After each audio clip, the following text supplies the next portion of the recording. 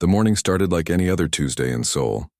Daewon Kim stood in the emergency room of Seoul National University Hospital, his white coat stained with coffee from the overnight shift. He had been a doctor for 8 years, and the exhaustion never got easier. Every day brought broken bones, heart attacks, and car accidents. He saved some people. He lost others. That was the job. Across the city, Hana Park sat in her office cubicle staring at engine designs on her computer screen. She worked for one of Korea's biggest car companies, but nobody listened to her ideas. The managers always chose the safe option, the boring option. Hana wanted to build something new, something revolutionary. Instead, she made small adjustments to designs that were 10 years old. Jin-Ho Lee was walking through a shopping mall, checking security cameras and exit routes. He had been a soldier once, one of the best in the special forces. But the things he saw in combat still haunted his dreams. Now he worked as a security consultant, helping buildings stay safe. It was quiet work. That was exactly what he needed.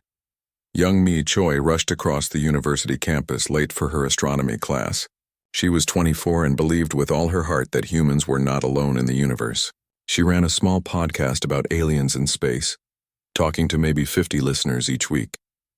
Her professors said she was wasting her time. Young Mi did not care. The truth was out there somewhere. Taeyang Kang sat in a government office reading reports about science funding. He had worked for the Ministry of Science and Technology for 15 years. The job was mostly paperwork and boring meetings. But he believed in the work. Science could make Korea better, stronger, safer. Then the sky changed.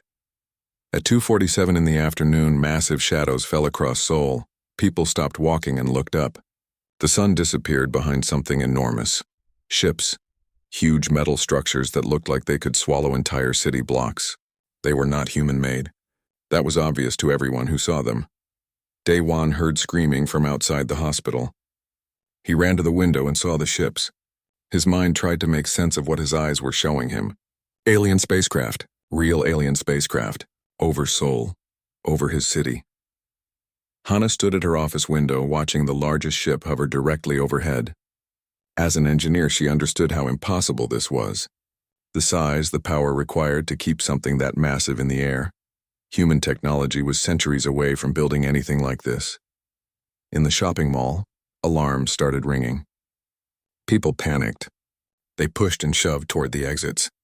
Jin-Ho's old training kicked in automatically. He started directing people, keeping them calm, preventing a stampede. But his eyes kept drifting upward, toward the skylight, toward the ship that blocked out the sun. Young Mi stood frozen on the campus lawn. Other students were screaming and running. She just stared at the ships. Her whole life she had dreamed of this moment. First contact, proof that aliens existed, but now that it was happening, she felt only fear. These ships did not come in peace. She could feel it. Taeyang's phone exploded with calls. The ministry was in chaos. The military was mobilizing. The president wanted answers. But nobody had answers. This was beyond every protocol, every plan, every possibility they had ever considered. At 3 p.m., every screen in the world showed the same image. The alien appeared on televisions, computers, phones, even digital billboards. He was tall, covered in dark armor that seemed to absorb light. His face was angular and cruel. When he spoke, the words came in perfect Korean, perfect English, perfect every language on Earth. The message was simple and terrible. The aliens called themselves the Vrathian Collective. They had come to take Earth. Humanity had 30 days to surrender completely. If humans resisted, the Vrathians would kill every person on the planet.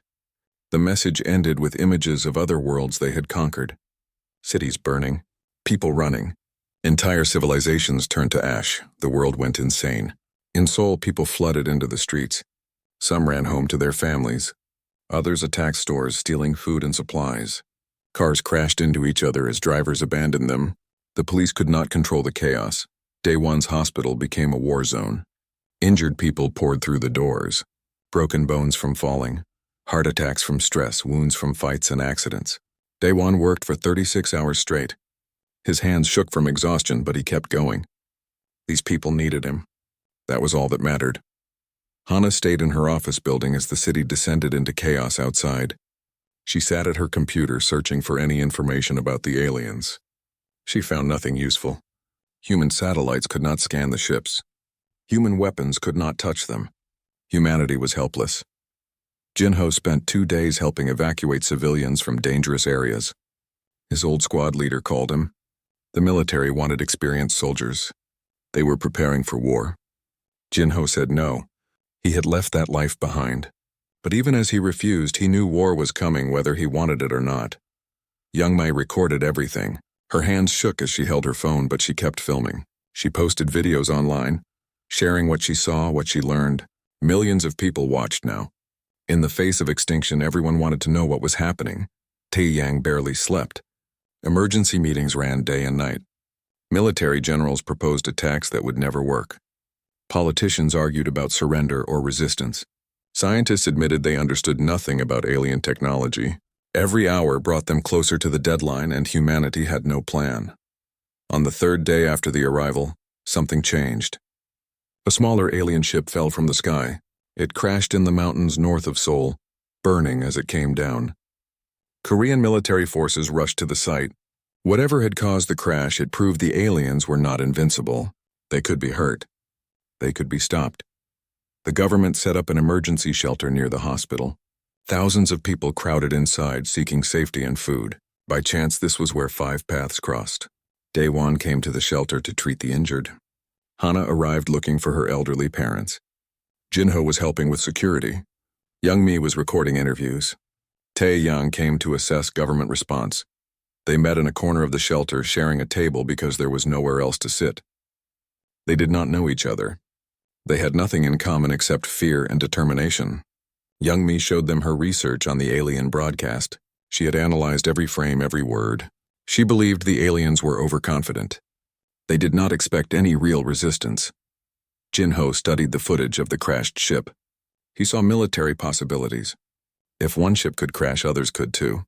Hana talked about reverse engineering. If they could study the wreckage, maybe they could understand the technology. Daewon was more practical. People were dying. They needed medical supplies, organization, hope. Taeyang listened to them all. These were not generals or scientists or politicians. These were ordinary people. A doctor, an engineer, a security guard, a student. But they were thinking clearly while everyone else panicked. He made a decision that would change everything. His phone rang. The military had secured the crash site. They needed civilian experts, someone who understood engineering, medicine, and had fresh perspectives. Taeyang looked at the 4 people around the table. He thought about the crashed ship waiting in the mountains. He thought about humanity's dwindling options. He asked them a simple question. Did they want to help save the world? It sounded crazy when he said it out loud, but nobody laughed. Nobody said no. They were ordinary people in an extraordinary situation. They were scared, exhausted, and completely unprepared, but they were also the only hope humanity had. 2 hours later, a military helicopter carried them north toward the mountains. Below them, Seoul burned with riots and panic. Above them, alien ships waited like patient predators. Somewhere ahead, a crashed vessel held secrets that might save or doom humanity. None of them knew what they would find. None of them knew if they would survive the next week. But they were done being victims. They were done being helpless. The aliens had made one critical mistake. They had underestimated the most dangerous thing in the universe: humans with nothing left to lose. The military base in the mountains was hidden deep underground. Soldiers with automatic rifles guarded every entrance. Daewon, Hana, Jinho, Youngmi, and Taeyang were escorted through concrete tunnels that seemed to go on forever. Finally, they reached a massive chamber carved from solid rock. The crashed alien ship sat in the center like a dead metal beast. It was smaller than the vessels hovering over cities, but still enormous, the size of 3 buses placed together. The hull was black and covered with strange symbols that seemed to shift when you looked at them. Part of the ship had torn open in the crash, exposing the interior. A general briefed them quickly. The pilot was dead. The military had removed the body and sent it for study. They had tried to access the ship's systems, but everything was locked. That was why civilians were here. Maybe fresh eyes could see something the military missed. Hana approached the ship first. As an engineer, she understood machines. But this was like nothing she had ever seen. The metal was not metal. It felt warm and almost alive under her fingers. The interior had no wires, no visible power sources. Everything seemed to grow from the walls like technological plants. Young Mi found a terminal covered with alien writing. She had studied languages in university, and her brain was good at finding patterns. She started taking photos, comparing symbols, looking for repeated sequences. It would take time, but she believed she could crack the basics. Daewon examined biological samples the military had collected. There were strange fluids and tissue samples from the ship. Under a microscope, he saw something shocking. The alien cells were mixed with other DNA from dozens of different species. Whatever the aliens were, they were not natural. They had modified themselves.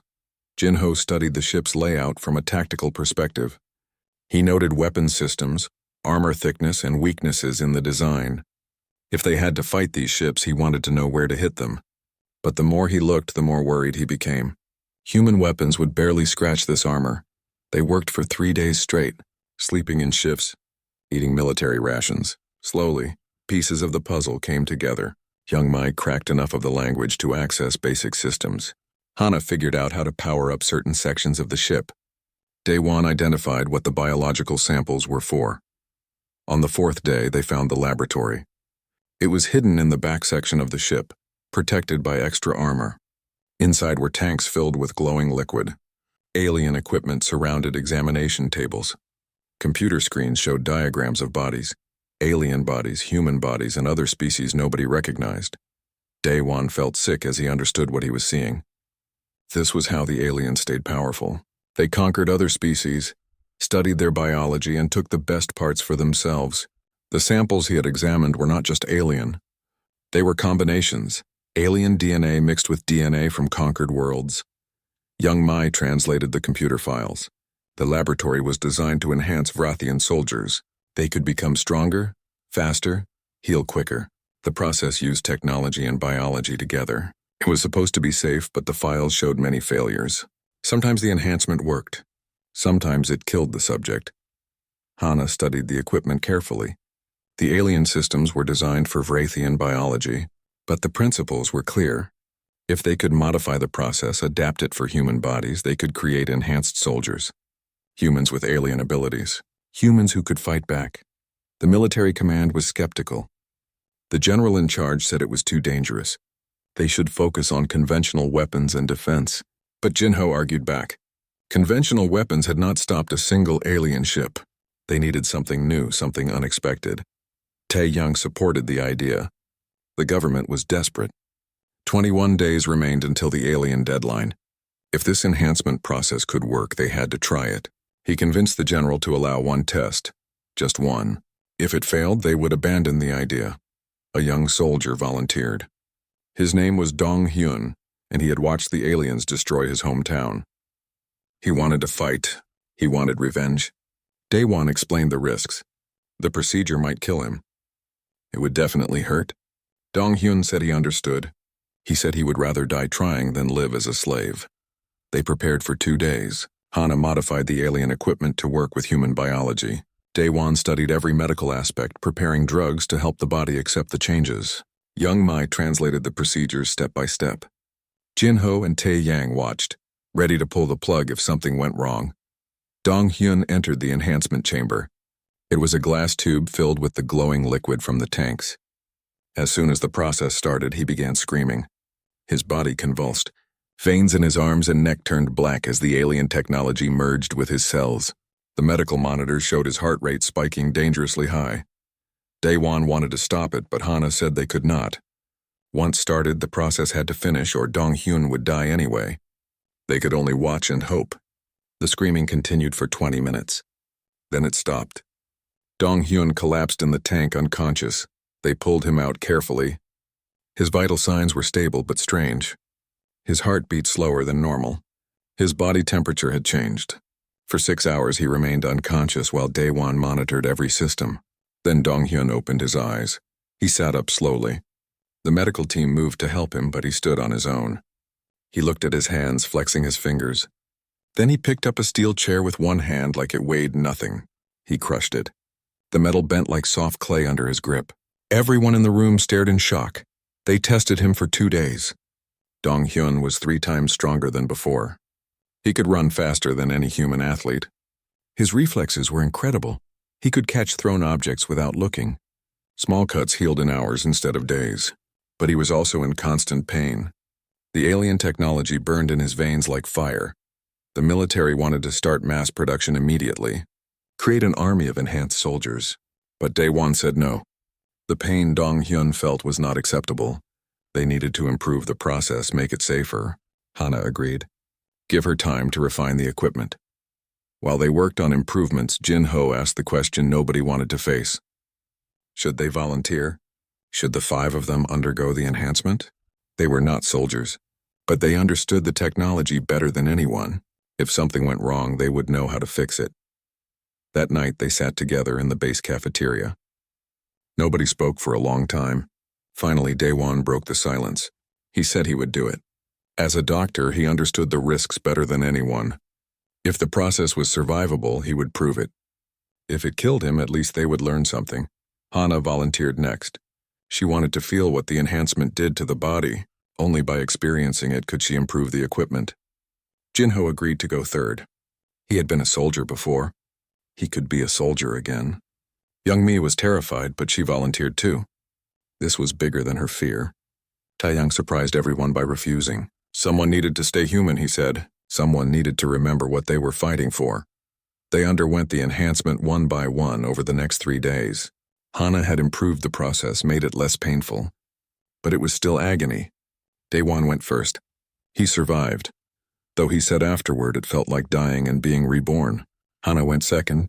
She screamed less but emerged shaking and weak. Jin-ho went third. His soldier training helped him endure the pain. Young-mi went last. She was the youngest and smallest. Everyone feared the process would kill her, but Young-mi survived. More than that, she discovered something unexpected. The enhancement had affected her brain more than her body. She could think faster, process information instantly, see patterns in data that would take others hours to find. She touched an alien computer terminal and understood it immediately, as if she had used it her whole life. They were no longer completely human. When they looked in mirrors, their eyes had changed, darker with strange flecks of color. Their bodies felt different, moved different, but they were also something new. Something powerful, something that could fight back. The military gave them a name, Phoenix Team. Rising from the ashes of humanity's helplessness, they spent the next week training, learning to control their new abilities. It was hard. Their strength made them clumsy at first. They broke equipment accidentally, moved too fast, hit too hard. But slowly they learned control. 14 days remained until the alien deadline. They were ready. Or as ready as they could be, because the aliens had noticed something. Their sensors detected the crashed ship's signature. A retrieval force was coming. Phoenix Team's first mission was not to attack the mothership. It was to defend the base. To prove that enhanced humans could fight Vrathians and win. The aliens were coming, and they had no idea what waited for them in those mountains. The sensors detected them 2 hours before they arrived. 3 alien dropships and 1 destroyer. The military base went to full alert. Soldiers moved to defensive positions. Artillery and missile launchers powered up. Everyone knew the weapons would barely slow the aliens down, but they would fight anyway. Phoenix Team stood in the command center watching the radar screens. Jin-ho studied the tactical displays. The aliens were not trying to hide. They came straight toward the base, confident in their superiority. That confidence was a weakness Jin-ho intended to exploit. He explained his plan quickly. The military would engage the aliens directly, drawing their attention. Phoenix Team would use the underground tunnels to flank them, hit them from unexpected angles, use surprise and speed. The general did not like it. He wanted the enhanced soldiers in the main battle. But Jin-ho insisted. Aliens expected humans to fight defensively. They needed to be unpredictable. Taeyang stayed in the command center to coordinate. The others moved into position. They wore light armor and carried weapons modified by Hana, human guns upgraded with alien technology. The weapons felt strange in their hands, heavier and more powerful than anything they had used before. The alien ships arrived exactly on schedule. They did not bother with warnings or demands. Drop pods launched immediately, streaking down like meteors. They hit the mountainside above the base, and Vrathian soldiers poured out. The aliens were terrifying.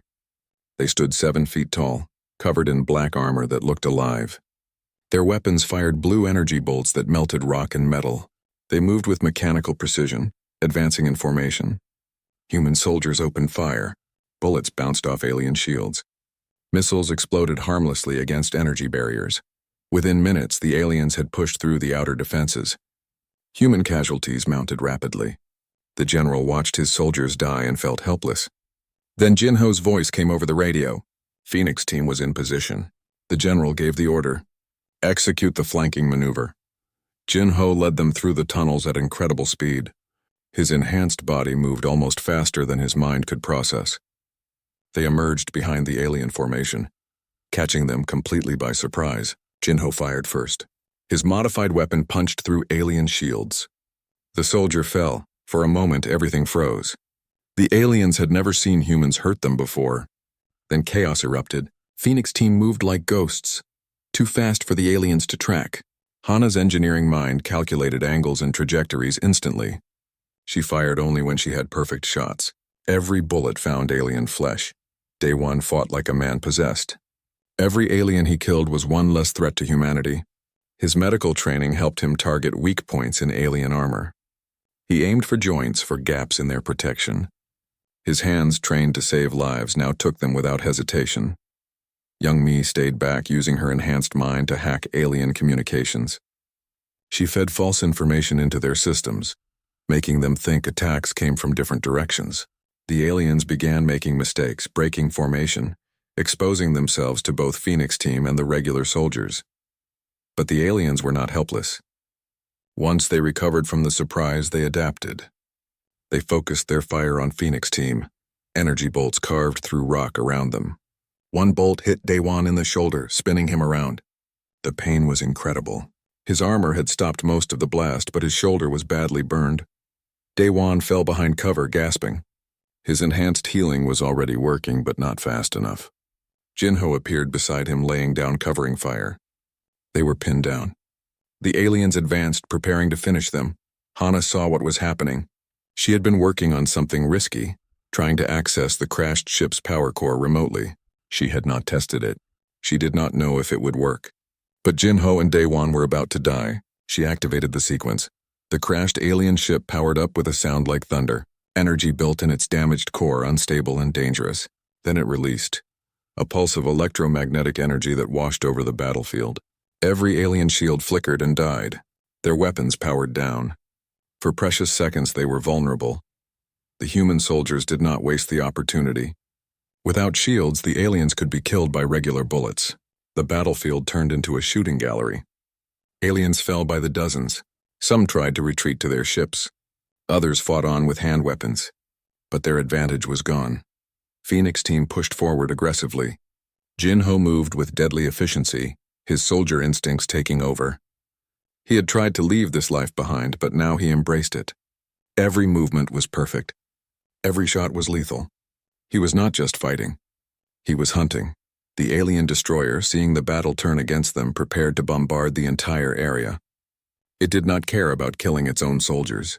The mission was to retrieve the crashed ship or destroy it. If ground forces failed, it would use its main weapons. Young Mai detected the destroyer charging weapons. She screamed a warning over the radio. They had maybe 2 minutes before the ship fired. 2 minutes before everyone on the battlefield died, human and alien alike. Jinho made an instant decision. He and Hana would board the destroyer.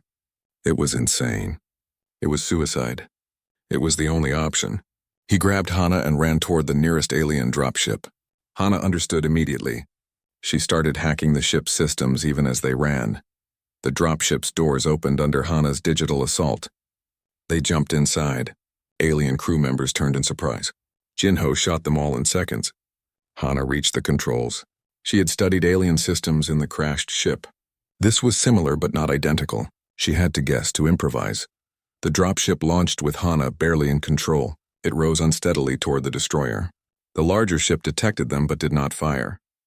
It thought they were allies. By the time the destroyer realized its mistake, the dropship had attached to its hull. Jinho and Hana cut through the destroyer's hull with alien cutting tools. They entered into a corridor filled with surprised alien crew. What followed was brutal. Jinho fought hand-to-hand when his gun ran empty. His enhanced strength let him break alien bones. Hana fought beside him, less trained but just as determined. They reached the destroyer's reactor room. Hana studied the alien machinery quickly. She could not shut it down safely, but she could make it unstable. Very unstable. She started pulling connections, rerouting power, creating feedback loops. The reactor began to whine dangerously. Alarms blared throughout the ship. The destroyer's crew rushed to stop them. Jin-Ho held the doorway, fighting alone against dozens of aliens. He was wounded, bleeding, exhausted, but he held them. He gave Hana the time she needed. Hana finished her sabotage. The reactor was going critical. The destroyer had minutes before it exploded. She grabbed Jin-Ho and they ran. Behind them, aliens pursued. Ahead, their stolen dropship waited.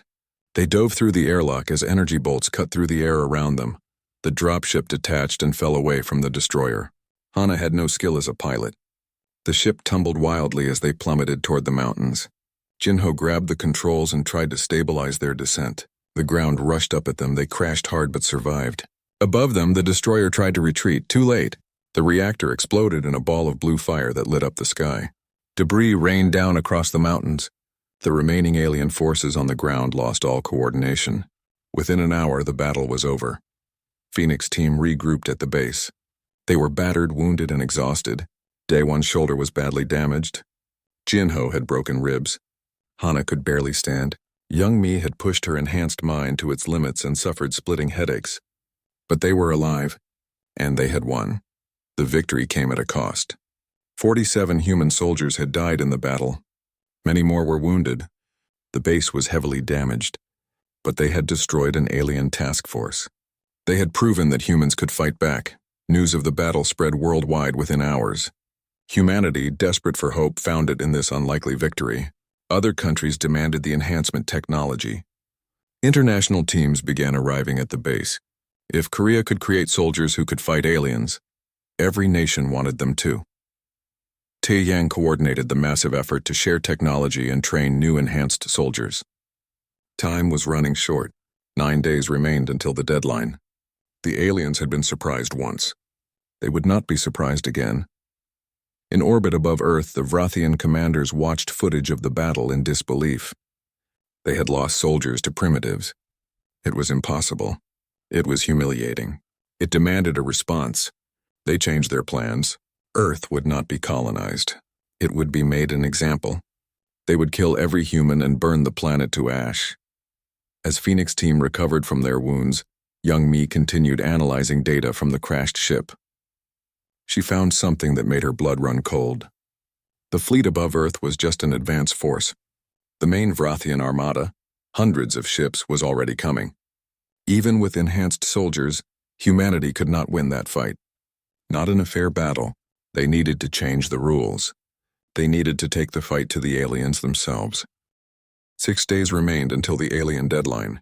Phoenix team stood in the command center, looking at the plan that would either save humanity or kill them all. Jin-Ho had outlined it simply. They would infiltrate the mothership, sabotage its systems, and make the aliens believe Earth was too dangerous to conquer. The general thought they were insane. Boarding an alien warship with 4 people? Impossible. But Taeyang argued that impossible was all they had left. Conventional warfare had failed. Enhanced soldiers could win battles but not the war. They needed to strike at the heart of alien command. Hana had captured an alien transport ship during the battle. She had spent days studying its systems, learning to fly it, and more importantly, learning to fake its identification codes. Young Mai would spoof their identity, making the aliens think they were a returning patrol. It was risky. One wrong code and they would be destroyed instantly. They said goodbye to Taeyang. He would stay on Earth, coordinating the defense if they failed. He shook each of their hands, unable to speak. These people had become his friends. He was sending them to their deaths. But they all knew there was no other choice. The captured transport lifted off at dawn. Hana piloted while young Mi worked the communication systems. Daewon and Jin-Ho sat in the back, checking weapons and equipment. Nobody spoke much. They were too focused on what lay ahead. The approach to the mothership took 3 hours. Every minute felt like forever. Twice alien patrols scanned them. Both times young Mi's false codes worked. The patrols moved on. seeing just another transport returning from a mission. But everyone's hearts pounded in their chests. The mothership filled their view screen. It was enormous beyond comprehension, a city floating in space. Thousands of smaller craft moved around it like insects around a hive. Docking ports lined its hull. Hana guided them toward one carefully, trying to fly like she belonged there. They docked. The airlock cycled. For a moment, nothing happened. Then the inner door opened. They were inside the alien mothership. Enemy territory. No backup, no escape route. Just 4 enhanced humans against an entire warship. The corridors were massive, designed for aliens who stood 7 feet tall. Everything was dark metal and harsh angles. The air smelled strange, chemical. Young Mi had studied maps from the crashed ship's computers. She guided them through maintenance passages, avoiding main corridors where they might encounter alien crew. They moved deeper into the ship. Through windows, they glimpsed huge chambers. One entire deck was filled with weapons, enough firepower to destroy continents. Another deck held thousands of pods, sleeping quarters for alien soldiers. They were looking at an invasion force prepared to conquer worlds. Then they found the processing decks. Daewon stopped at a window, frozen by what he saw. Huge chambers filled with machinery and tanks. Inside the tanks were creatures, aliens from other worlds. They were being harvested, their biology studied and stolen. Some were still alive, trapped in nightmares of pain. Daewon understood now. The Vrathians did not just conquer. They consumed. Every species they defeated became raw material. The strongest traits were added to Vrathian biology. The rest was discarded. It was not war. It was farming. He wanted to free the prisoners. Jinho had to pull him away. They could not save everyone. If they failed their mission, nobody would be saved. Not those prisoners. Not Earth, nobody.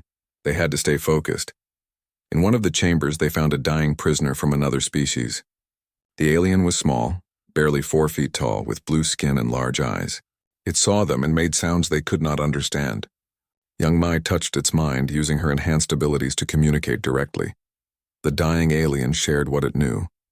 The Vrathians had one critical weakness. Their entire fleet was coordinated through a central command nexus. If that nexus was destroyed, the fleet would lose all coordination.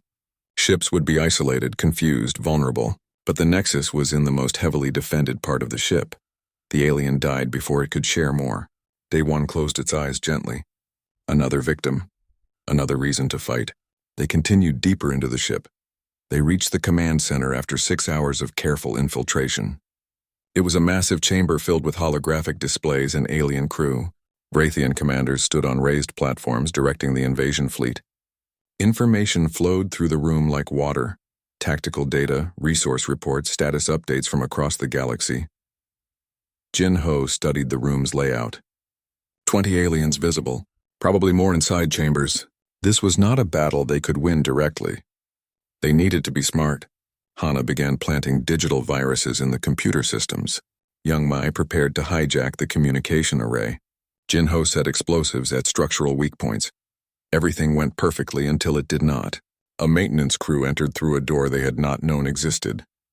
The aliens saw them immediately. For one frozen second, nobody moved. Then the aliens screamed an alarm. Phoenix team scattered. Jinho opened fire, buying time for the others to finish their tasks. Daewon fought beside him, using medical instruments as weapons. Hana worked frantically at a computer terminal, trying to finish uploading her virus. Young Mi hacked the communication array even as energy bolts flew around her head.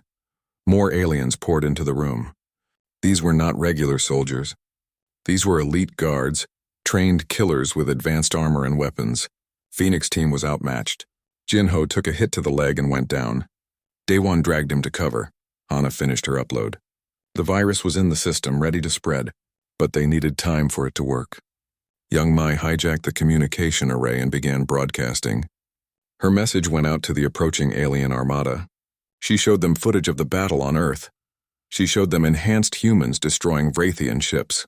She made it seem like Earth had already reverse-engineered alien technology and was building weapons. The broadcast bought them seconds of confusion. The alien commanders tried to shut it down. But Young Mi was already inside their systems, fighting them on digital battlefields they thought were impregnable. Her enhanced mind worked faster than their computers. Jinho struggled to his feet, ignoring his wounded leg. They needed to leave now, but how? The corridors were filling with aliens. They were trapped in the heart of enemy territory with no way out. Then Hana's virus activated. The lights flickered. Doors locked randomly. Artificial gravity fluctuated. The computer systems began fighting themselves, corrupted by her digital poison. The aliens panicked, unsure what was happening to their ship. Phoenix team ran.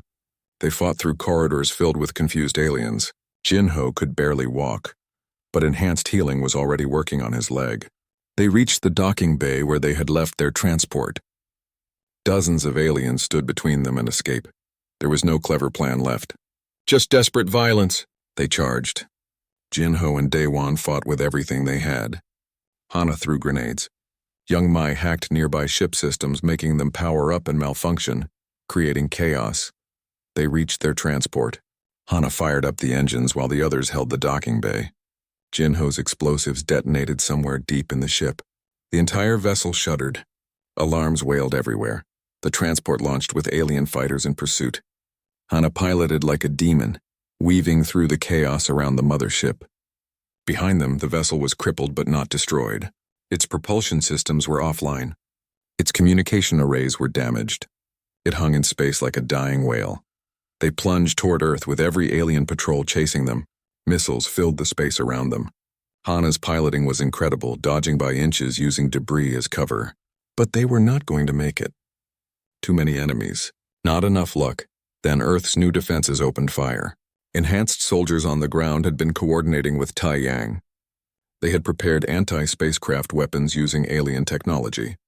Missiles and energy weapons lanced up from the planet's surface.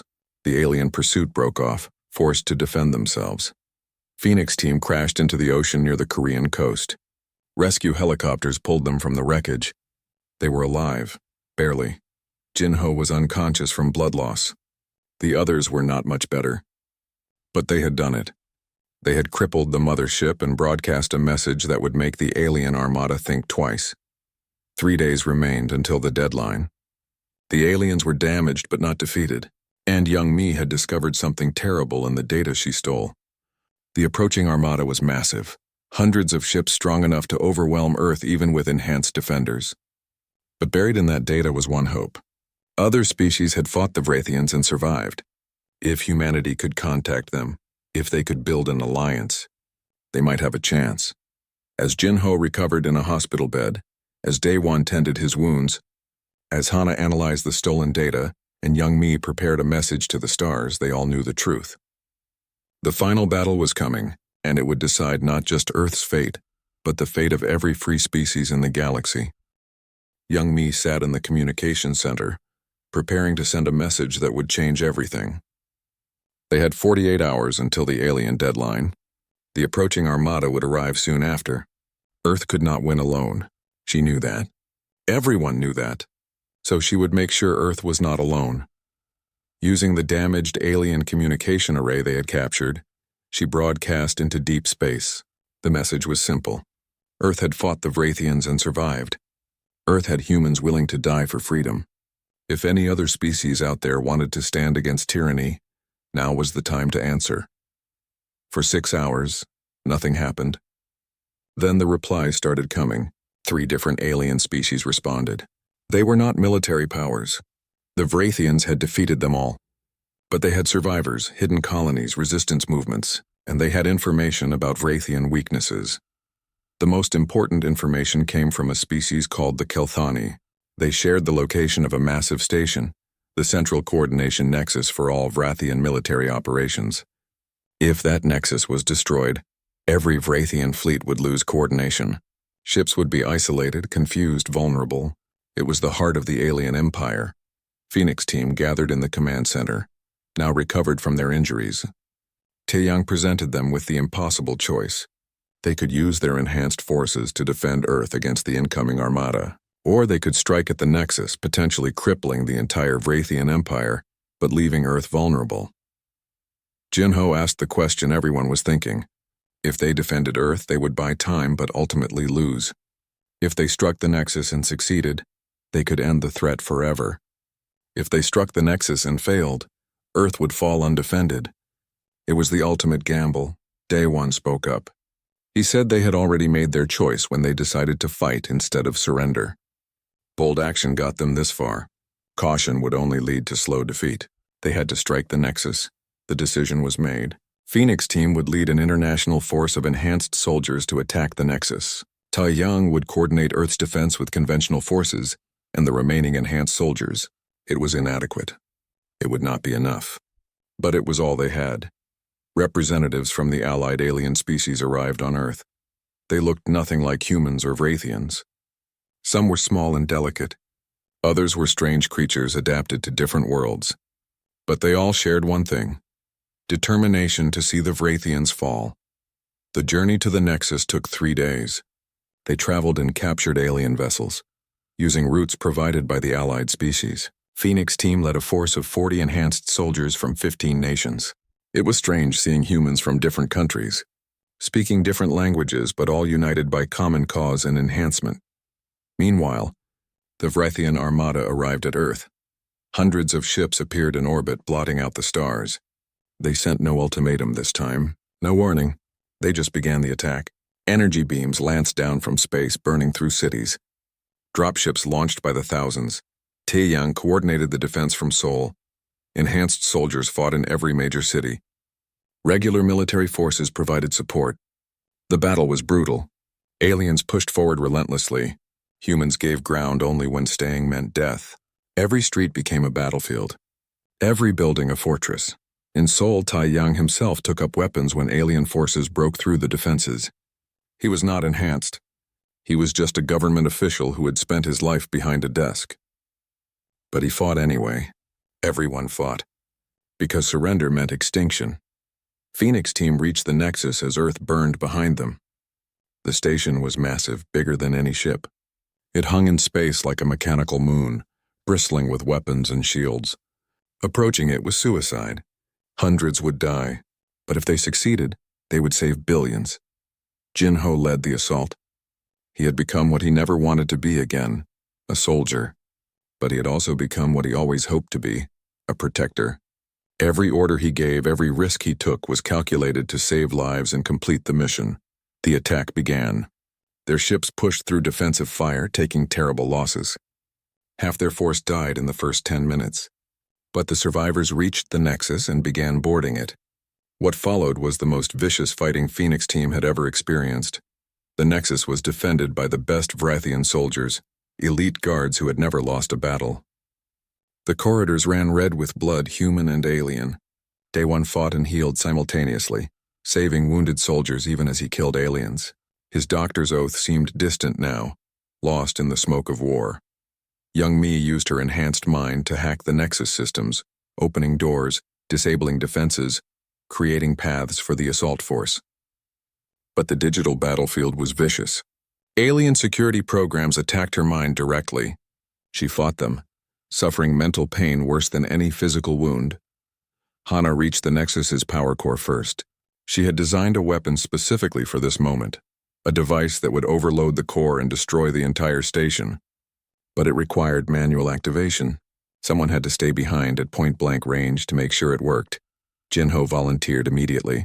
Hana pushed him away. This was her weapon. She understood it better than anyone. Jinho argued. Daewon argued. But Hana had already made her decision. She had been overlooked her entire life. Told her ideas did not matter. Now her idea would save the world. That was enough.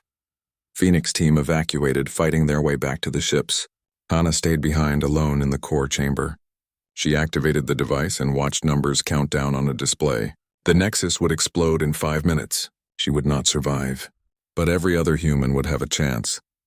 As she waited, she recorded a final message. Technical specifications and calculations for advanced technology. Instructions for building better ships, better weapons, better defenses. Her final gift to humanity was knowledge. Then the timer reached 0. The Nexus exploded in a pulse of energy that lit up the sector. The blast wave destroyed everything nearby, but more importantly, it sent a disruptive signal through every Wrathian communication network in the galaxy. Ships lost contact with command. Fleets lost coordination. Soldiers lost orders. On Earth, the attacking armada suddenly went silent. The massive coordinated assault became chaos. Ships stopped receiving targeting data. Ground forces lost tactical support. The aliens, so confident in their superiority, found themselves isolated and confused. Tae-yang saw the change immediately.